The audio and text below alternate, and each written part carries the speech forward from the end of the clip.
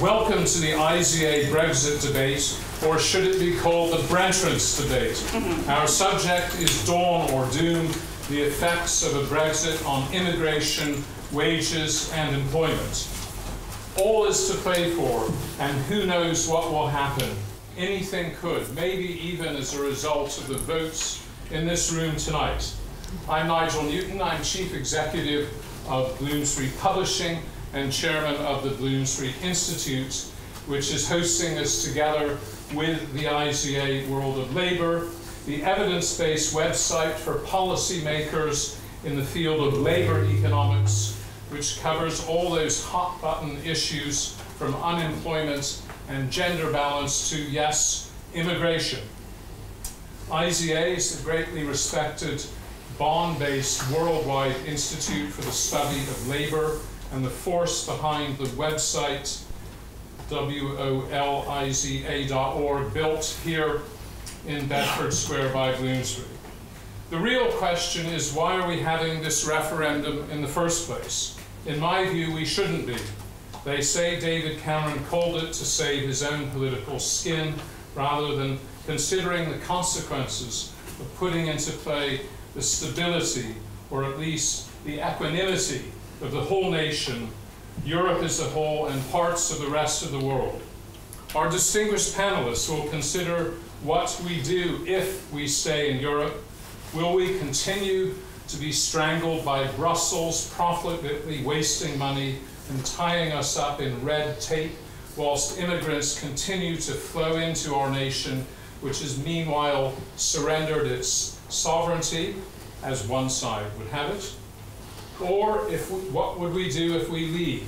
Will there be a huge short-term blow to our economy where we all have less money in our pockets as frightening fanatics in different European countries set the stage for future wars of the kind we have seen so many of over the last centuries, while we sit here isolated in little England, becoming increasingly irrelevant, as the other side would have it? I hope we will consider a third and immediate unifying question: how are we all going to live with each other again after Friday, if very close to 50% vote one way or the other, and each side thinks the others are antediluvian and not even worth speaking to anymore? This, it would seem, is a problem with democracies. Sometimes the other side wins.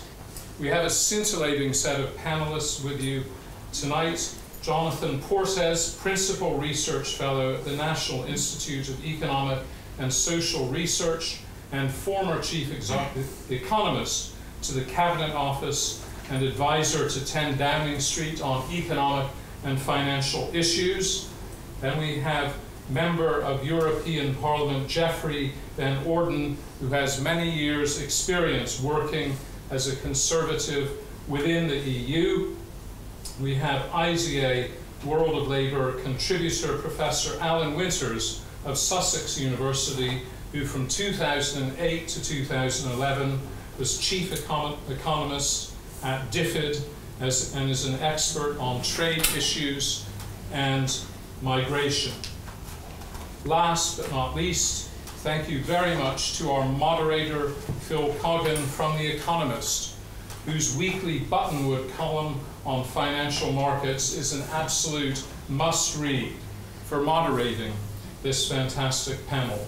Finally, I am delighted to hand you over to Dr. Olga Nottmeyer, Managing Editor of IZA World of Labor. Thank you.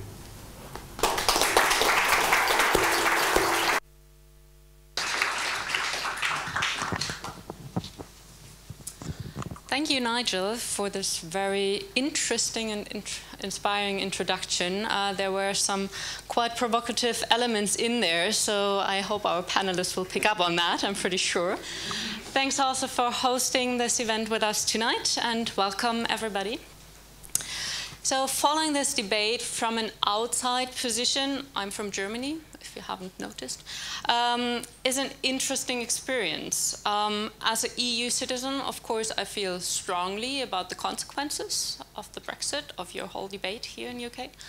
But on the other hand, as a non-UK citizen, I'm not able to vote, so I don't have any option to take any influence, to influence the decision of the UK people, which is not very pleasant.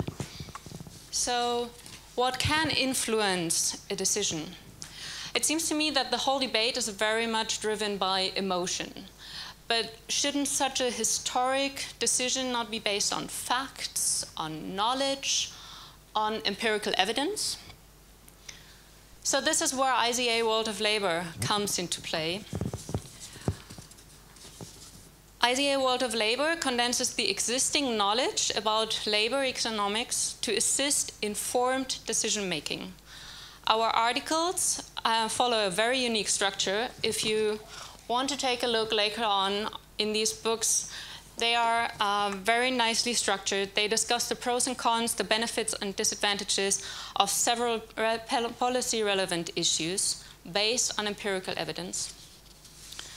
They discuss what research knows, for instance, on effects of immigration, on natives' employment, on natives' wages, on tax revenues, on welfare system, the pros and cons of instruments to reduce poverty, inequality, unemployment.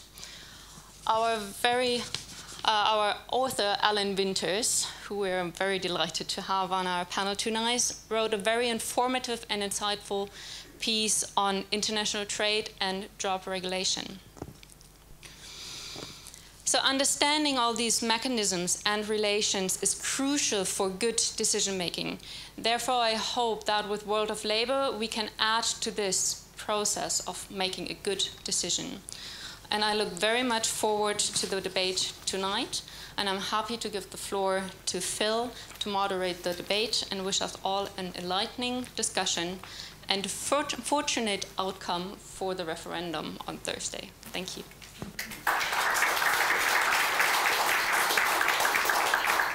Thank you very much. Well, ladies and gentlemen, very soon we will find out the answer to the issue obsessing the nation. Will England and Wales get through to the next round of the Euros?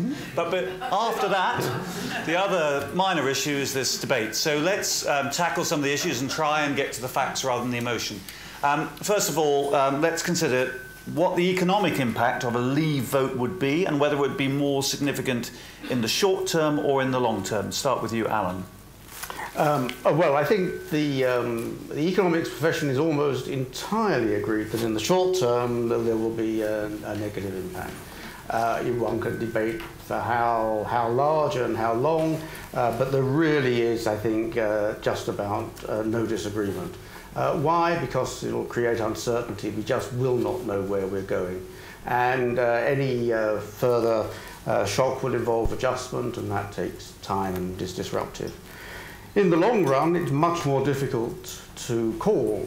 I think it's clear that if nothing else changed, then leaving would have long-run economic implications because we will lose access to the single market, I think, with certainty, and that will make investment less attractive, and the uncertainty will continue for many years. If, as the Leave campaign maintain, however, we rise onto the sunny uplands of entrepreneurship and innovation, then of course it could be better than that. But my guess is that the real betting is that in the long run also we will find that even if economic growth gets back to its original level, we'll never make up that sort of short-term dip. So the most likely outcome is going to be 3 or 4% lower, almost indefinitely. Jonathan, would you agree with that? Briefly, yes. And this is very much the consensus. So, for example, there was a joint statement today by the Centre for Economic Performance at LSE, the Institute for Fiscal Studies, and my own organisation, NISA, which pretty much said exactly what Alan just said. So I won't take any more time. I don't have much to add. I think that is. I just wanted to ask one follow-up with that, because he did mention other things being equal, but one of the things might not be equal would be a change to the immigration rules. I hope that was me. What would that impact would that have on the economic outlook for the long run? Well, that depends very much on what the change would be, which I think I think it is much more speculative. So if we were to leave and we were not to have a Norway type arrangement or accept free movement, we would then gain considerably more flexibility than we currently have over our immigration system. But all the Leave campaign have said is that they want to introduce an Australian-style point system for immigration in the future. That is entirely vacuous. It means nothing, because that could mean a substantial reduction in immigration from current levels, a substantial increase in immigration from current levels, or something in between. Yes, more regulation, of course, as well. It could be more regulation, or it is a regulation. It certainly means more regulation. If we were to adopt an equally liberal but more skill-oriented immigration policy post-Brexit, it could actually be beneficial for growth and productivity over the medium to long run. But that depends very much on the politics. So that, I think, is very much less certain than some of the other things which Alan was talking about. Now, Geoffrey, that was the view of two experts. Now, we're told we shouldn't listen to experts by some, but you've changed your mind over the course of the campaign, I believe. Are those kind of arguments the ones that have convinced you? I haven't changed my mind. I'm a Eurosceptic. I've always been a Eurosceptic. But I'm one of many Eurosceptics who's come out in favour of remaining. We've made a straightforward, pragmatic calculation. And I'd like just to take issue with the point that Nigel made right at the beginning there about the reasons why... Sorry, I can't hear back here. You can't hear? Can you hear now? Yes, Okay. I just want to take issue with the point that Nigel made at the beginning there, the reasons why we're having the referendum. I don't agree with this idea that it's just to satisfy some part of the Conservative Party or the Eurosceptic wing or whatever. It's actually to answer the British public's demand over many, many years. It's trying to lance a boil, which I think has infected the British political system over many years. I went to the European Parliament in 1999, along with a new wave of Conservative MEPs determined to reform our relationship with the European Union and bring about change. And it's taken a long time. But if you like, the final outcome of that is that the British people now have a choice. And the fact is, we're unrealistic if we don't recognise that in Britain, first of all, the European Union is not popular. There's no affection for it. And that people sit very uncomfortably in this institution. But they can see some good reasons why we should remain in it. And that's precisely the point of view which I represent. Now, I mean, on the particular issue, yes, it is true that experts now are no longer believed for whatever reason. But the fact is that the whole weight of expert opinion says that if we were to leave the European Union, there would be an immediate economic shock. And how long that shock would endure is a matter of speculation. But some say, well, it would be 5 years or 15 years. And we're talking about a drop in GDP of anything ranging from 2% to 6%. We're talking about 500,000 additional unemployed in our country. We're talking about a 12% drop in the value of sterling. These are the expert calculations that have been put around. You can average them all out if you like, but I think the general agreement is there would be a shock and it would be a lasting shock. Didn't the British public have a vote last year where they could have supported a party that wanted to leave the European Union and they got one seat? But that's missing the point, I think, you see. The Eurosceptic view is not, I'm not talking about the Europhobic view. The Eurosceptic view challenges the nature of the way the European Union is operating. It doesn't want to see the European Union destroyed. We want to reform it. And the Conservatives are the one that were offering reform. Okay. And in those European elections, yes, you're quite right, 4 million people voted for UKIP. And almost as many people voted for the Conservatives. There was a massive Eurosceptic. No, and I'm in the 2015 general elections. Anyway, never mind. Let's not get too hung up on that point. Okay. Can I just I just defend the referendum a bit in the context of immigration? I mean, I do think it's somewhat unfortunate we're at this place. But from immigration in particular, I've been working within government and writing on it and talking about it for 15 years at least. And one thing you can say for certain is that there are a lot of people out there in the country who think and say, it's not that we're racist, it's not that we necessarily dislike immigration. We were never asked, we were never consulted. Nobody asked us if we want this immigration. When did we vote for this? Now, that may or may not make sense constitutionally in a parliamentary democracy, but it makes, to an awful lot of people there, it really does make sense.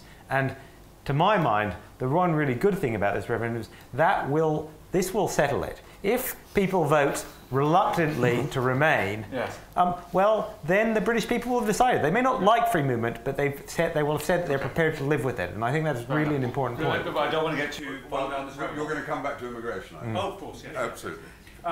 What we don't know, if we do vote to leave, what sort of arrangement we will have subsequently. So the question is, Alan, do you think we'll be in the single market still with some kind of Norway type arrangement? Will we be just operating trading via WTO rules? And what difference does that make to your expectations of how the economy will perform?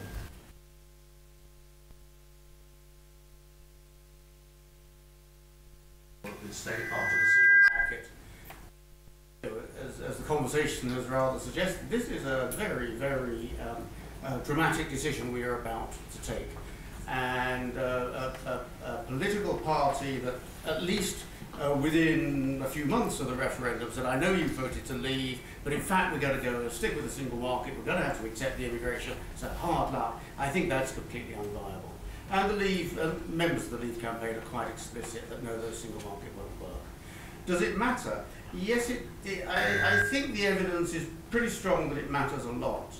Huge amounts of effort over the last couple of decades have gone into reducing the costs of doing trade, so that people can trade more easily, markets become more competitive, you have a wider choice of goods, and all of those things, I think the evidence very strongly suggests stimulate economic performance and economic welfare. So I think it does matter a lot. WTO rules are nice, but they don't cover, or they're very weak on services. They would involve tariffs, they could involve, in fact, very often, more tariffs. But more to the point, we've also got all these trade agreements that we are party to through the signature of the European Union, which we will have to renegotiate. 34 of them, I think, is the number. We'd have to negotiate with 27 other members of the EU. There are even things in the WTO where Europe, because we delegate that right to the European Union, they have signed on our behalf, and so even within the WTO, things will have to be renegotiated, and even if it's straightforward, it would be an effort. Yes. So I think we have to accept that Leave is going to put quite a lot of sand in the wheels of international trade. And the economics profession, again, is not unanimous, but pretty close to unanimous, but that is going to reduce incomes. Again, Jonathan, is that? Yes, I mean, for the reason that I just said, this referendum is, if we vote to leave, it will be primarily because of free movement. I think it would be completely unsustainable politically and indeed democratically for whoever is running the country then in 3 months' time to come back and say, actually, we've decided the single market's worth it, we're going to stick with free movement. On trade, I broadly agree with Alan. The one point I would make, just speaking as a former bureaucrat, is that the sheer complication and logistical challenge of negotiating these trade agreements, both with the EU and the rest of the world, there is nobody, literally nobody, in the UK civil service who's ever negotiated a trade agreement, right? We have not been doing this since 1975. We do not remotely have the capacity to do this. It would be a complete mess. Yes. Now, Geoffrey, what's your political view on it? Because, of course, we were having a big debate about this in a leader meeting at the Economist the other day. The pro-EEA side of Parliament would probably have a majority. So you might have Michael Gove or Boris Johnson as Prime Minister, but would they be able to push through necessarily in Parliament a complete exit from all trading arrangements through the SNP and the Labour Party and the others that might vote them down? So you're assuming a Brexit? Assume a Brexit, and Brexit. Cameron goes and yes. Gove. Well, I think the interesting development in the Leave campaign has been the rejection of the single market. Mm-hmm. This was the one great thing which we imagined everybody was agreed on, that the benefits of the single market outranked so many other concerns that people had. Now, why have they rejected the single market? Because suddenly they realised that when they looked at the Norway option, when they looked at various other options, coming with those options was not only the fact that you had to pay money to the European Union, but you also had to accept free movement rules. And if the big bugbear is indeed free movement, then obviously that wasn't going to be acceptable. But they haven't come up with what the grand plan is for the alternative. That is where we talk about the leap in the dark. And I think this is a serious concern. They imagine because we have a serious trade imbalance with other European Union countries that they automatically will rush to do a deal with us. But it's a question of what price they attach to that particular deal.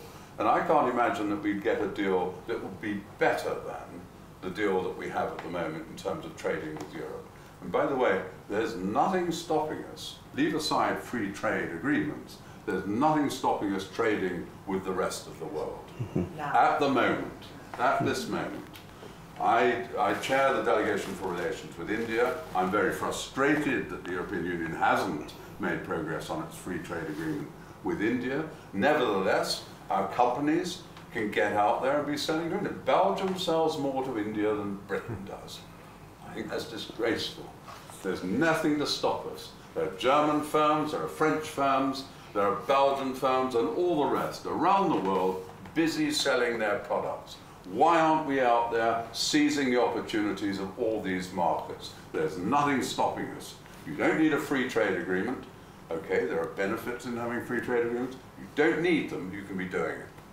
Can I comment yes, on the trade balance? I think this argument that Europe sells more to us than we sell to them, and therefore they will come running to sign a trade agreement, is deeply fallacious.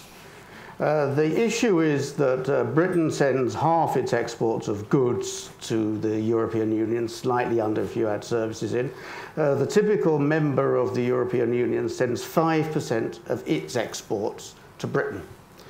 And so who's going to be more desperate to sign an agreement? The typical British firm that is looking at half its exports, facing additional barriers, or the typical French, German, Lithuanian firm which is looking at extra barriers on 5% of its exports. So that is grossly imbalanced. So even though the trade balance, they actually sell more to us than we sell to them, I think that's neither here nor there. The typical firm will be lobbying its typical MP and saying, look, this is half our trade. And on the continent, they'll be saying, look, it's 5% of our trade. Do what you can, but it... And Jonathan, I think I'm right, we have this deficit in goods, but in services it's a different matter, and services, the WTO rules wouldn't be so helpful, right? So that's right. I mean, I think, look, realistically, in the medium term, would we come to some sort of we are not going to stop trading with the continent. Would we come to some sort of arrangement that meant that we had zero or very low tariffs on goods in the medium run? Almost certainly, I think.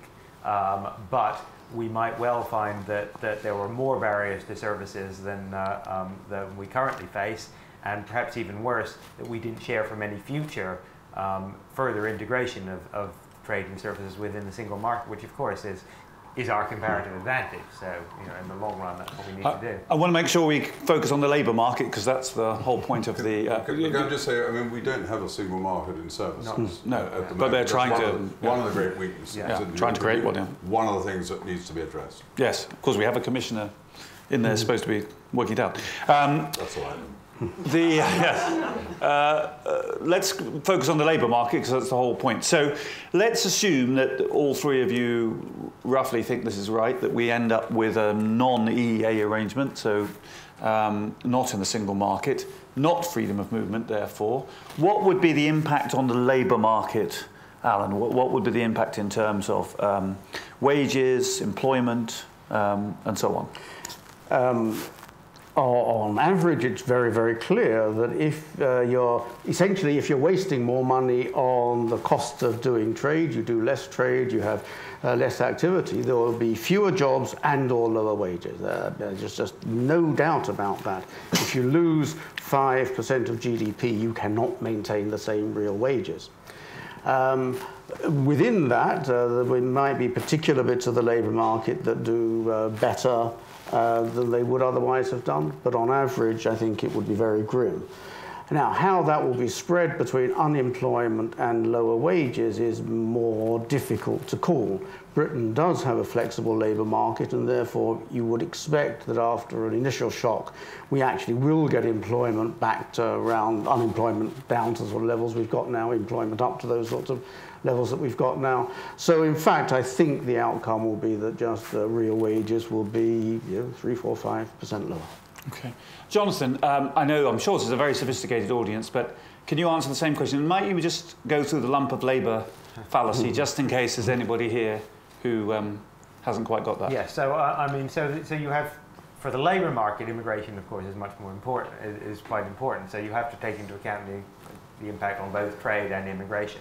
I think Alan's right, the impact on trade over the medium to long term will be somewhat poorer. Because we have a flexible labour market, unemployment would not change very much over the medium to long run. It would be where it is now. But the impact of changes to immigration policy, as I said, depends very much because we don't know what a post-leave immigration policy looks like. One thing that I think would happen in the short run, actually, is that, of course, even absent policy change, migration might come down quite a lot in the short term. I would imagine that if we did vote to leave, since we would both have the immediate short-term economic shock, and the position of European nationals here would immediately become considerably more insecure, that you might see quite significant reverse migration in the short term. So that would actually mitigate the short-term impact on employment, although it might make the short-term impact on output even worse. Right. But just on the lump of labour fallacy, in case perhaps everybody knows about this one. Yeah. Well, I mean, there are clearly people on the leave side who are saying, well, if we left, we could not have so many Europeans, especially Eastern Europeans, coming to work in low-skilled jobs. So there'd be more jobs and higher wages for British people. And we know, based on a considerable amount of research, that the first is not true. There is no association between European migration and the employment probabilities of British people. That is to say, more migrants from the EU doesn't reduce the chance of a British person getting a job. That's not because they don't take jobs that British people might get. Of course they take jobs that British people might get, but they create jobs at the same point. At the same time, either directly because they employ people or start businesses, but more importantly, indirectly because they add to the size of the economy, they have wages, they spend them, they add to demand. And so we have quite a good deal of evidence that on average that balances out. For every job that an EU migrant takes, another corresponding job is created somewhere else in the economy for a British person to take. There is probably some impact on wages from immigration. It's relatively small, even for low-paid workers, it's relatively small, the latest research shows. But you might reasonably say that actually, if we did very substantially reduce low-skilled migration from the European Union, I think it is reasonable to say that some things, probably not the availability of jobs, but some things, wages and or working conditions, might get somewhat better, not hugely, but somewhat better for some people at the lower end of the labour market. I'm sufficiently old that I remember in the 70s that people argued that women shouldn't join the workforce because men would then be pushed out of jobs. So lump of labour fallacy has a very long, and even now people argue that older people should get out of the market to let younger people have jobs. But when you earn money, you spend it and then it creates employment. But anyway, Geoffrey, what's your view on what it will do to the labour market if we have... I mean, one of the problems with the British economy, of course, is low productivity. Maybe there will be greater investment in our industry. Maybe we would have new machinery, new robotics, better investment in industry and increased productivity of our workforce. That's one response. Then, of course, there are other responses. If we go back a few years, we used to have things like the seasonal agricultural workers scheme, where workers were brought in temporarily to do a certain job, albeit for summer months, and then they would go away again. So this is different to migration. People come in, they do a job, and they go away again. So there are all sorts of ways in which one can respond to this. But if you've got a vibrant economy, and of course the fact is, because we've had a successful economy, we've been a big magnet to people coming to want to take up jobs. And so, absolutely. But there's a different question about migration, which I hope we will come on to. Well, we are working towards it, but you're going to answer the question about migration and the labour market, or you just want to make a point about migration generally? No, I think the point about migration generally is that it's generally confused. That most migrants to the United Kingdom do not come from the European Union. Right. That is the basic point, and I think people like Mr. Farage and others have thoroughly confused the British public that the answer to all the concerns they have about migration lie in Brussels, whereas I would say the answer actually lies in London. If you want to address that aspect of it, if we look back over the last 20 years, by a factor of 3 to 1, migration has been non-EU migration to the United Kingdom. Something like 4 million migrants in the last 20 years, of which nearly 3 million of them have come from outside of the European Union. Now that, I've noticed in the last few days, people have suddenly realized this. And so they're beginning to look at the whole question in a slightly different way. And when you ask people what really are their concerns about migration, it is not just to do with jobs, or it's not just to do with pressure on public services and things like that. It is to do with the nature of our country and our towns and cities and how they are changing. And I come back and I agree with Nigel, the point he made that, or I think it was Nigel made the point, that people had no democratic say in how these changes had taken place. So somehow or other, in the public consciousness, all this is wrapped up. And what they've been offered is the solution of, oh, well, it's Brussels' fault. And if we're out of the European Union and we no longer have free movement, that solves the problem. And what I say to people is, if we leave the European Union tomorrow, we still have an immigration problem. Do you think it's a problem?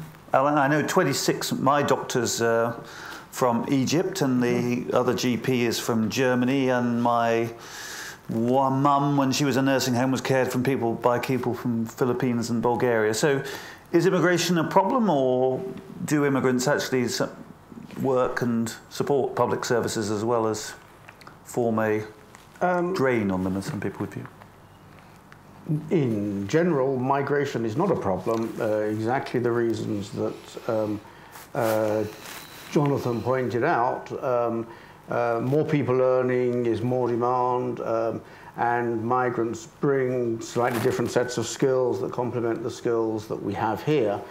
So by and large, at a level of income, if one looks at it in terms of income, migration is basically not a problem. There are 1 or 2 bits of the labour market where it may be that there is some harm, but there are certainly corresponding parts of the labour market who distinctly gain from migration.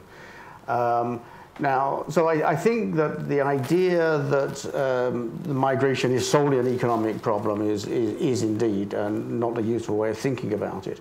In terms of congestion, again, it seems that it's arguable that there is some congestion in some places. But the truth of the matter is that A&E departments aren't falling apart because of all the migrants. They're falling apart because they're running out of money relative to an aging population. School places are not short because of migrants so much as government policy, which is just cutting back on that sort of expenditure. So I think that there are localized problems of congestion, and one could address those with localized policies. There is possibly a cultural issue, and there I suppose you pays your money, you takes your choice. For at least some of us, and I suppose I have to admit this, I like migrants and I like Europeans as well. So I don't have any of the problems about, oh, they're undermining British culture. But maybe I live in a little bubble. You know? May I just say, I like migrants and I like Europeans as well. In fact, my son-in-law is a German. So my grandchildren are Anglo-Saxons. So that's not the point. Of course, we all, I'm sure, recognise that many people coming from other lands have contributed enormously to the richness of the United Kingdom in so many ways. That so many immigrants have come here and have integrated very well in our society and contribute enormously to who we are and the success of the United Kingdom. But there seem to be some who want just to set up their own communities and live a rather separate way and don't identify with the values of our mainstream society, and that is becoming increasingly difficult. When your children, when you have a local school where, if you like, 90% of the children are coming from a different background, and even the teachers who are instructing them are from a different background as well, you wonder where the mechanism is for conveying so-called British values and all of these things. So what you're talking about there is not an EU problem. Immigration is not just a sort of factor of labour.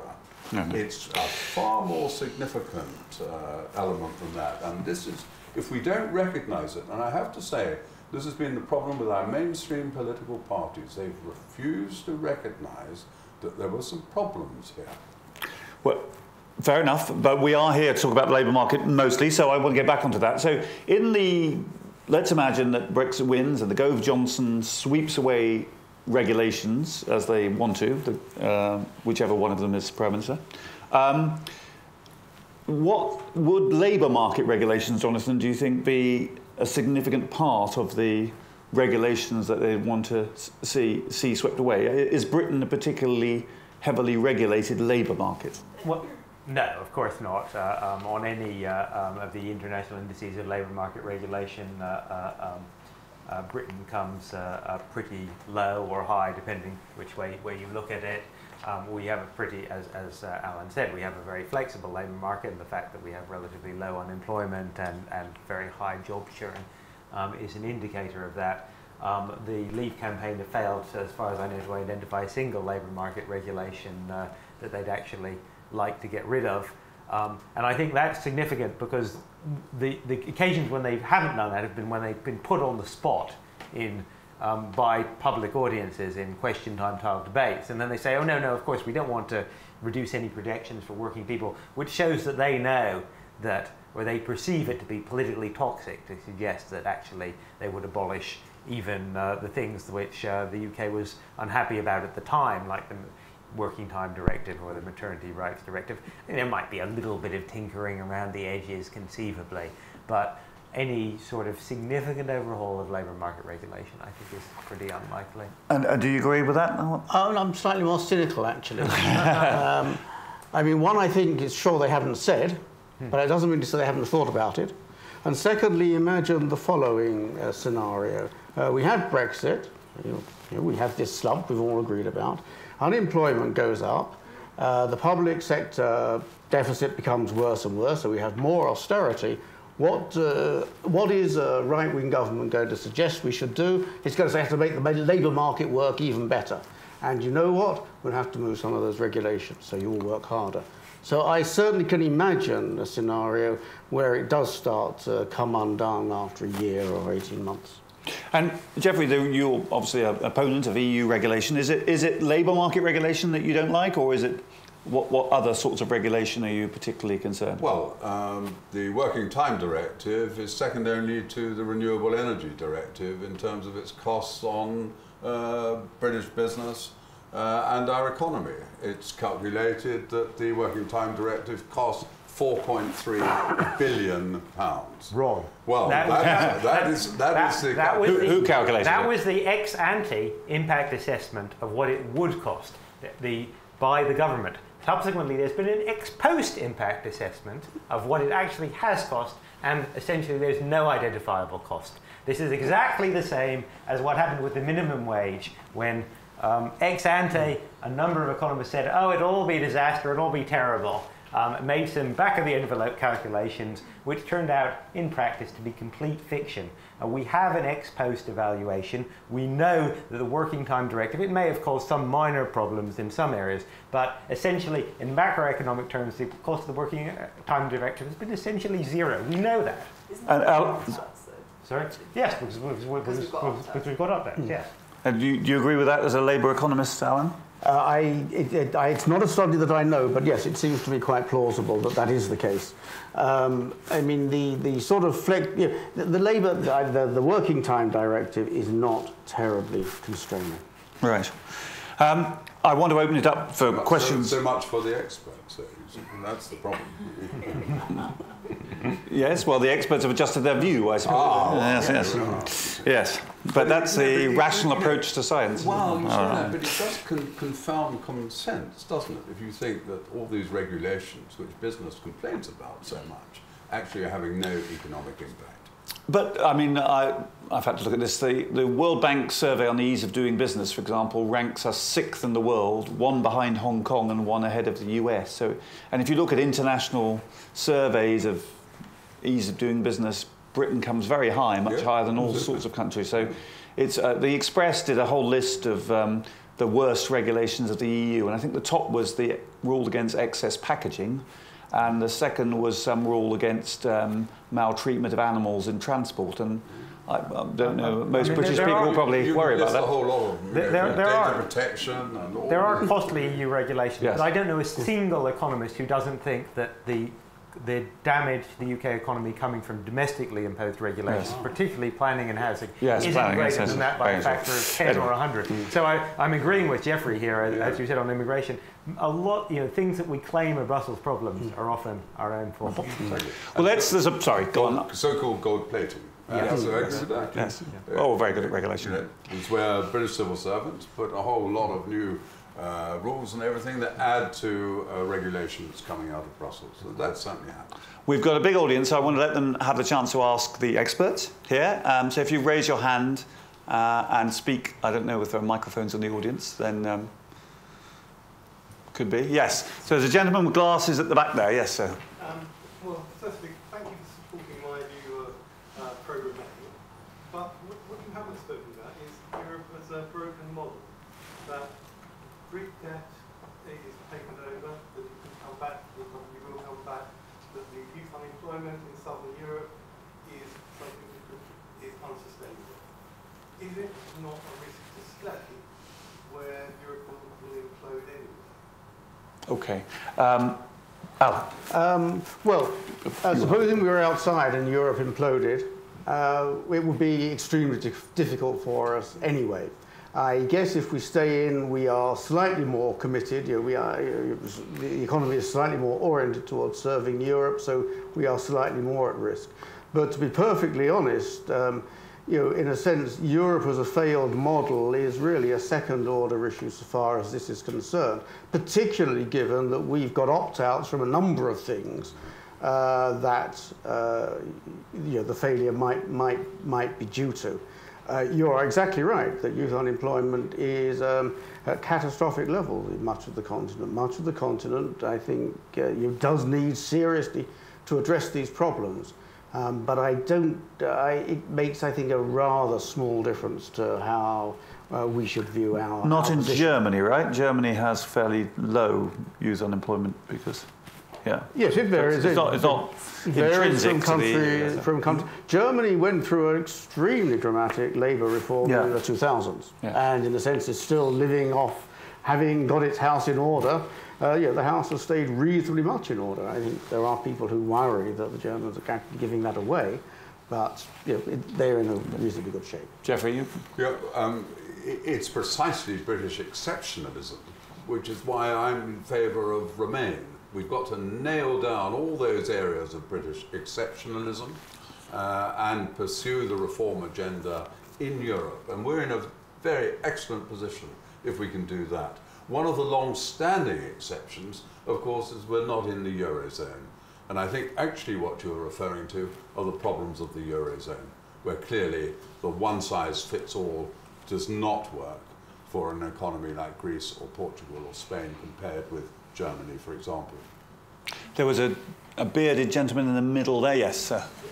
I wanted to ask a question about polling, and given how far and wide the market were in the general election, are we seeing the death of the poll, or can we trust the data some of your organisations have put out? Are we going to see that widen the mark again, or will it be accurate? I don't think nobody's put out a poll on this group. I think it's very difficult for them because it's not like a general election. But Geoffrey, do you have strong opinions on opinion polls? No, not at all. I like them when they're in our favour. We can always find an opinion poll that says, you always say if you torture statistics long enough, it'll tell you anything you want it to. But, and that's true, I think, of opinion polls. I mean, the fact is, for a very long time, it would seem that the population is more or less equally divided on this issue. That's what we've been getting. It's going to be, I think, a close-run thing. What will be interesting will be turnout. If there's a large turnout, then I'm more confident that there will be a strong Remain vote. If it's a very low turnout, then of course those people who are more emotionally committed, which is to leave, it will favour them more. But the markets were up strongly today because of one poll that favoured Remain, so it was a... But to answer your longer-term question, I don't think you're seeing the death of polling. I mean, why would we stop asking ourselves the question in future? I mean, so much, and particularly in financial markets, hinges around having slightly better information than somebody else. Yes. I find it inconceivable that short of legislation, there won't be people who want to say, what's going to happen next week? Yes. So I don't think you're seeing the death of polling. There was somebody right at the back. Yes, sir. We've heard quite a bit about the short-term potential shocks, the short-term downside of a Brexit. I was wondering if you could hypothesise any long-term upsides of a Brexit.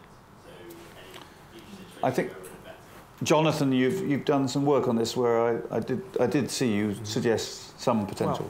Well, I mean, I think if you take the Leave claims at face value, if you say that actually post-Brexit we would be able to negotiate relatively quickly an agreement with the EU which, because it would be in the interest of both sides, preserved current trading arrangements as much as possible, and at the same time were able to negotiate bilateral agreements with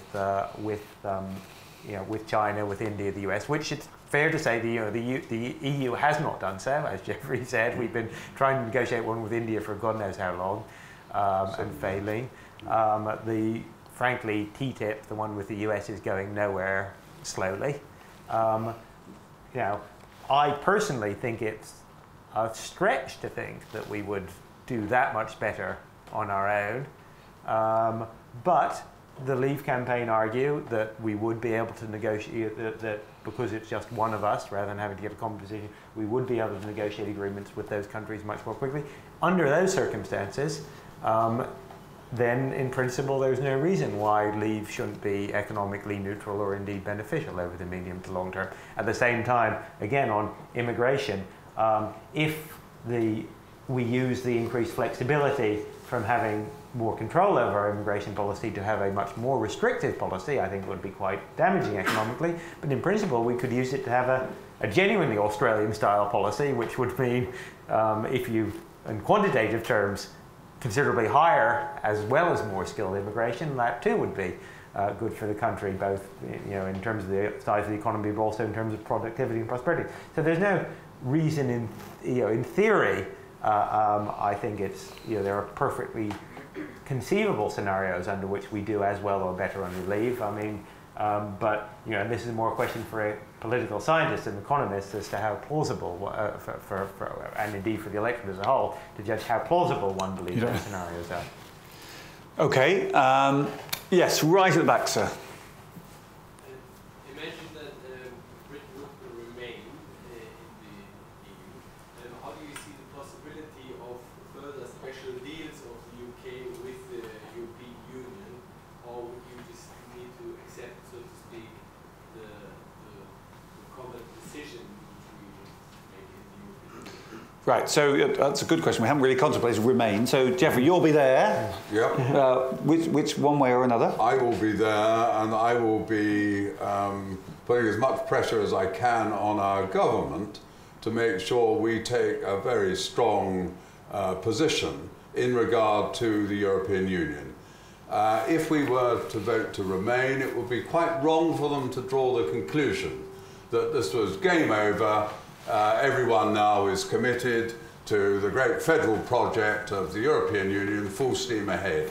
That would not be the message from the British referendum. The message would be, this is a close-run thing, people are not very happy, even the Remainers, many of them have remained reluctantly. There's got to be change, there's got to be reform in Europe, and Britain has an exceptional position. There might well be other countries that also want to have exceptional positions. Some have at the moment, up to a point. Denmark, for example, has slightly different positions. So I think we've got to make sure that we don't just go over there and it's going to be business as usual. I'd like to see a fresh team over in Brussels fighting Britain's corner if we're there for Remain. Let's say, just as your political expertise, let's say it's 51-49 in favour of Remain. Can Cameron stay in office in those circumstances? Certainly. Do you think they'll try and get rid of him? Of course, there will be some. I mean, in the last few weeks, it's got quite nasty in places. And of course, as we've seen with the tragic death of Joe Cox, I mean, it's a real horrible situation. But, and some of that is will leave some scars. But I think most people, and if you take, I mean, we've got 20 Conservative MEPs in Brussels. 5 of them have declared for out. The remainder have said they will remain. We, for the most part, I'm thinking of one exception, but for the most part, we all get on perfectly well together. We're all very civilised with one another, and all the rest of it. You'll be invited to guess which one is. Yeah. I even talk to UKIP. I don't particularly like UKIP, but I even will speak to them. Yeah. So no, I think when they turn up. Yeah. Look, come on. We will see. We will see. We will see people like Michael Gove. I hope Liam Fox. And others will have a strong position in British government if we remain, and that will be the right way ahead. Thank you. More questions? Yes, sir.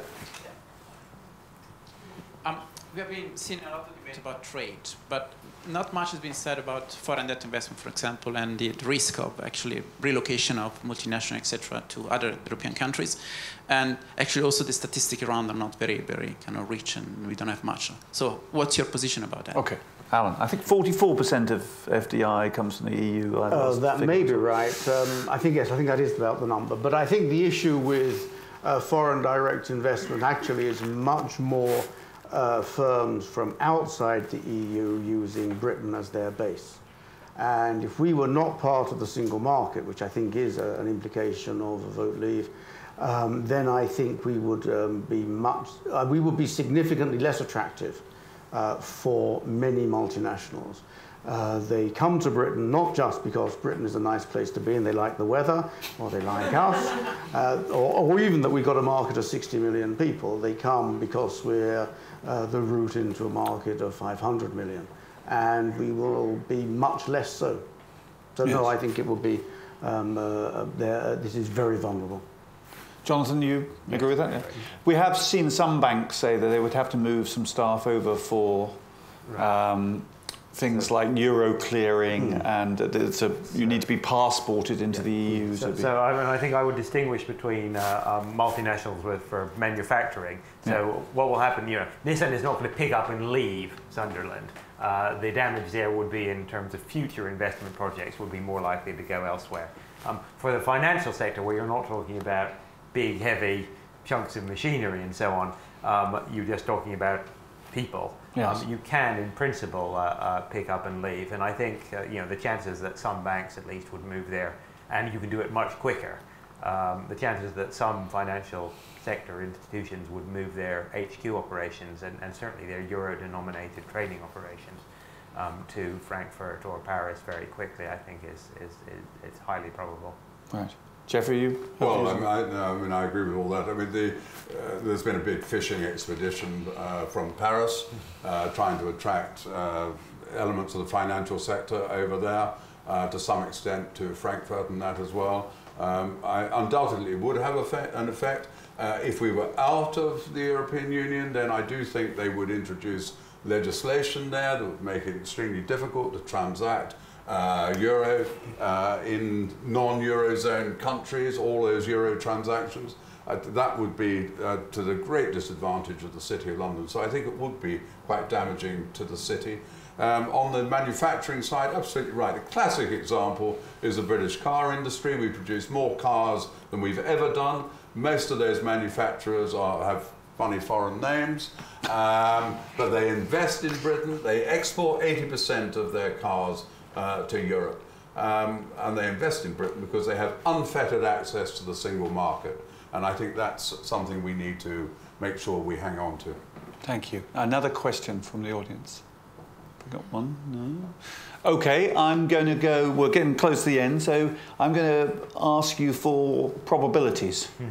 Alan, what do you actually think is going to happen if I nailed you to the stand there? Do you think we're going to vote leave or remain?